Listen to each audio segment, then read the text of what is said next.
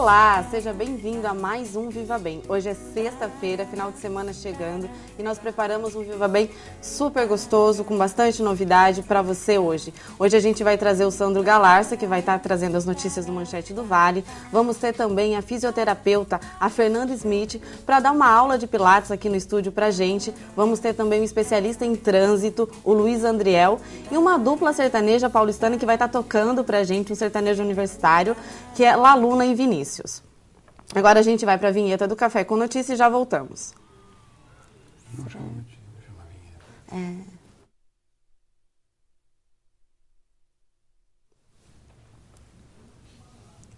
Rapidinho, e agora aqui com o Sandro. Olá, Sandro, tudo bem? Tudo bem, Ana, como vamos? Tudo bem, obrigada pela presença, me abandonou nesses 2 dias e está de volta aqui comigo, né? Estou de volta agora como convidado, né? Como convidado. Minha carreira de apresentador já passou. Foi curta e rápida. Sandro, o que o Manchete do Vale trouxe pra gente hoje, que sai sempre na sexta-feira, né? Quais são as novidades? Bom, a gente tem mais uma reportagem especial, a segunda parte daquela reportagem especial sobre o trem de superfícies, né? Sobre o monorail que a gente falou na semana passada. Então agora a gente está trazendo a parte interna do monorail, né? Os vagões internos, o conforto, né? A parte de cabine, a parte de bancos, como é que funciona ele por dentro, como é que é a máquina, essa coisa toda. Semana passada a gente falou sobre os primeiros monorails, né? A história do monorail no Brasil, no mundo, enfim. E essa semana a gente tem, então, uma reportagem especial também de 2 páginas, páginas 27 e 28, que conta um pouquinho como é que vai ser, como é que vão ser, né? Como é que vão funcionar as estações de embarque, como é que é o projeto deste monorail que a gente vai implantar, que está sendo implantado pela Inteco em parceria, né, com o MLO Manchete do Vale. Como é que funciona, então, a parte de transporte de passageiros, né? Quais são os principais locais onde ele pode passar, onde ele pode fazer esse trajeto com mais segurança, com mais qualidade para o transporte. Então, isso é bem interessante, 2 páginas, totalmente coloridas, o pessoal vai entender exatamente como funciona. Sandro, falando das estações, né, do monorail, onde começa, onde as pessoas vão poder entrar, né? Então, tudo ainda está em fase de análise na questão estrutural, né, na questão de viabilidade estrutural, mas uma coisa é certa, ele começa lá na Barra Sul, passa pela Barra Norte, ele vai fazer toda a orla, né? E depois vai Praia dos Amores, né? Vem vindo até chegar no centro, Fazenda, centro, e depois ele vai pela Barra do Rio até Itaipava. Então, provavelmente, a primeira estação dele seria na Barra Sul. Sim. Aí, talvez um ponto de embarque ali na 1500, ali, um outro na Barra Norte, e ali, né, a cada 2, 3 quilômetros, talvez uma outra estação. Depois que eu li a matéria na semana passada, né, eu caminhei pela orla e fiquei imaginando como é que vamos colocar isso aqui. É um projeto ambicioso, é um projeto muito bonito para Balneário Camboriú, tanto quanto Itajaí. E a gente fica na esperança de ver isso logo, né, de quando sai. Depois eu dei a entrevista aqui na sexta-feira, depois no meio-dia eu falei na rádio, né, na Rádio Transamérica, no programa do Estúdio News na rádio, e eu recebi algumas ligações, né, de amigos e tal. Aí um jornalista amigo nosso aqui da casa, disse assim, para quando esse trem? Daí ele disse, olha, isso demora um pouquinho, tem a questão da implantação e tal. Daí ele disse, não, mas tem que ser para esse ano, pô, tem que ser para esse ano. Mas por que para esse ano? Disse, como é que eu vou trabalhar? Como é que eu vou trabalhar? Ele mora em Balneário, trabalha em Itajaí, né? Disse, como é que eu vou trabalhar? Ele disse, gasolina, né? Estacionamento, meio ambiente, é tudo mais complicado quando a gente põe muito carro na rua, né? Sim, hoje nós temos muitos carros na rua, né? Então o projeto está falando, hoje nós estamos trazendo então no Manchete do Vale a segunda etapa desse projeto que o Manchete lançou, né? Porque são em 6 edições que vai ser... A gente programou aí, em princípio, 6 edições, né? Talvez a gente precise de mais 1 ou 2 edições, porque é bastante conteúdo, né? Bastante imagens bonitas, inclusive. E eu acho que 6 edições vai dar para mostrar tudo, mas talvez a gente precise de um pouquinho mais. Quem comprar o Manchete do Vale hoje, então vai encontrar dentro como vai ser os vagões. Como vai ser os vagões, as estações, né, o conforto que vai ter dentro. E o que mais nós temos no jornal hoje? Eu vi a capa e o assunto principal é a orla da praia de Balneário Camboriú, né? Eu quero mostrar daqui, acho que vai pegar nessa câmera aqui, né? Essa é a capa do jornal de hoje. Então a gente tem, mais uma vez na discussão, o destino da orla de Balneário Camboriú. Então eu conheço Balneário Camboriú há uns 11, 12 anos, aí final da década de 90, ali 99, 2000. E eu tinha um amigo, um casal de amigos que veraneava aqui, né? Sim. Então a gente morava no Rio Grande do Sul e eles vinham direto para cá. Eu ia até Florianópolis no máximo, tinha um hábito assim de ir até Florianópolis e passar as férias. E ele sempre vinha para cá. E ele sempre dizia que era muito chato chegar 4 horas da tarde e não ter sol na praia. Eu disse, Isso há quantos anos? Há uns 12, 13 anos ele dizia isso. Isso é muito chato, cara. A cidade é muito bonita, muito legal. Ele via todo ano. Assim, a cidade é legal, não é tão cara, o custo de vida é legal, é bonita, a praia é bonita. Só que tem um grande problema. 13h30, 4 horas da tarde não tem mais sol na praia. E eu ficava imaginando assim, como é que pode uma praia... Praia, né? sem sol, né? Sem sol tão cedo, né? Porque no horário de verão o sol vai até as 8 horas da noite, pelo menos assim, 7h30, 8 horas. Sim, né? e Sandro, só para lembrar, assim, eu moro em Balneário Camboriú e alguns pontos da praia central, 2 horas da tarde, não tem sol. A praia está toda coberta pela sombra dos prédios. Essa hora, 2 horas da tarde, é a hora em que a gente começa a ir para a praia, em virtude, né, desse tempinho que se dá no meio-dia, que é a hora gostosa de aproveitar. Então eu dizia para ele assim, pô, cara, realmente, né? Quero conhecer essa praia porque é uma praia bonita e tal, mas eu quero ver qual é. Aí eu, em 99, 2000, vim pra cá pela primeira vez e achei realmente a cidade bonita, a praia bonita, mas é uma pena que a praia acabe tão cedo, né? E aí, desde então, eu venho acompanhando essas notícias que falam sobre alargamento. Nós fizemos uma reportagem essa semana, o Gustavo Rosa fez a reportagem essa semana, ouviu os especialistas e ouviu também o secretário de Planejamento de Balneário Camboriú, o Auri Pavone, e ele explica que não tem alternativa a não ser, como os prédios não podem sair dali, a não ser alargar a praia, né? Aterrar e alargar. E aí, como toda a intervenção na natureza, isso tem algumas consequências, né, Ana?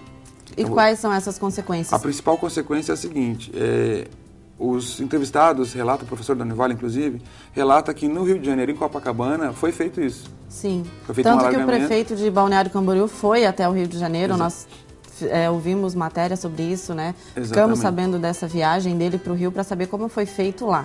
Mas ele não trouxe, né, as explicações assim que um estudioso, meio ambientalista pode nos passar. A questão é a seguinte, quando você coloca uma nova jazida de areia, porque você vai colocar areia sobre areia, e essa jazida não é compatível, ou seja, o grão da areia não é compatível, ela não vai fazer uma união, não vai fazer uma combinação adequada. E o que pode acontecer? Copacabana tinha uma praia pequena, uma orla pequena e uma faixa de areia mais estreita e foi completado com mais areia.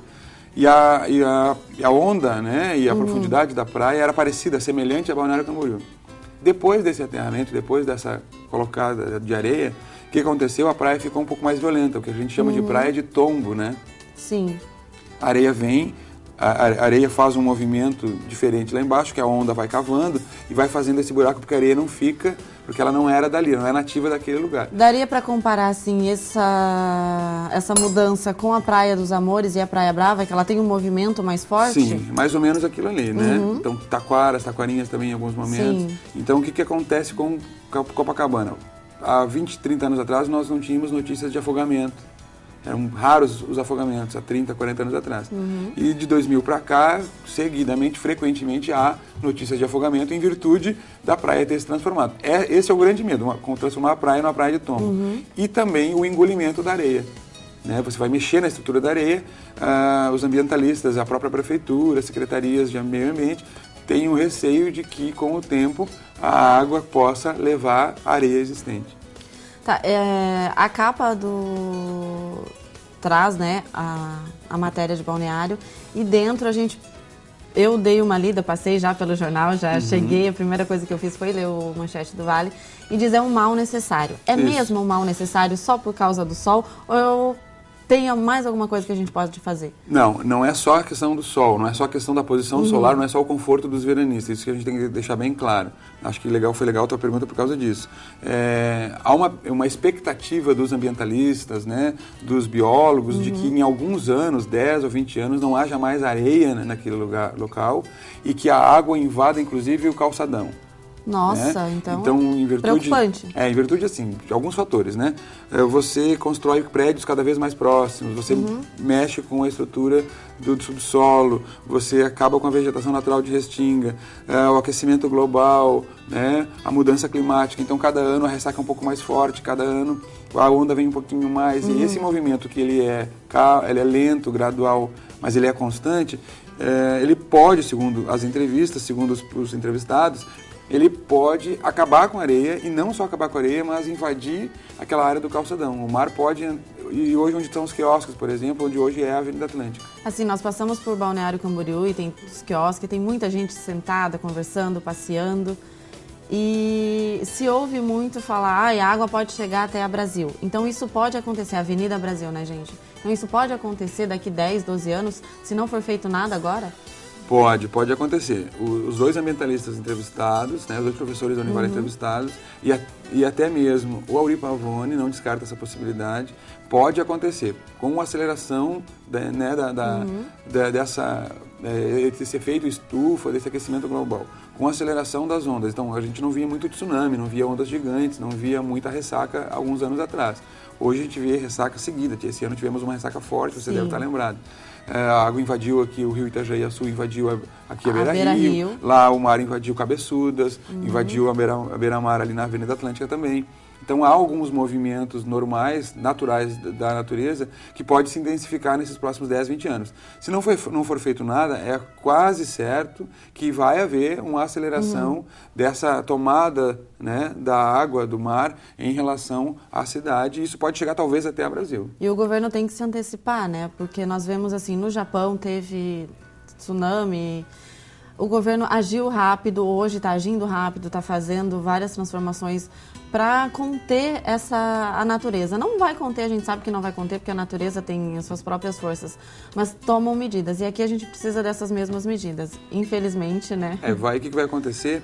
Vai minimizar o problema, né? Então, o Auri Pavone, quando a gente entrevistou ele, quando o Gustavo entrevistou ele, ele até disse assim, ele não concorda com o mal necessário. Ele disse assim, eu acho que não é um mal necessário. Ele só diz que é necessário.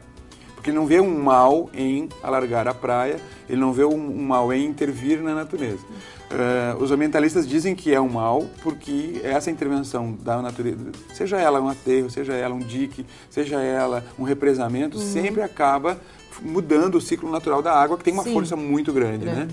Então, nesse ponto de vista, ele é, para os ambientalistas, um mal necessário, para o Auri Pavone é apenas necessário, mas ele é fundamental para garantir a qualidade dessa praia nos próximos anos, para garantir, inclusive, o tráfego de veículos na Avenida Atlântica, para garantir a segurança de quem mora e de quem veraneia em Balneário Camboriú. Isso. Sandro, obrigada. Nosso tempo já acabou. Passa rapidinho a conversa, né? Quem quiser, o Manchete do Vale está nas bancas, né? Diz pra gente onde encontrar o jornal. Bom, em Itajaí são mais de 30 bancas, em Balneário Camboriú, nas principais revistarias, tabacarias da Avenida Brasil, da Avenida Atlântica, supermercados, farmácias, então são mais de 50 bancas entre Itajaí e Balneário Camboriú. Obrigada pela presença, te espero aqui na sexta-feira novamente, toda sexta-feira aqui com a gente. Nós vamos para um rápido intervalo e já voltamos.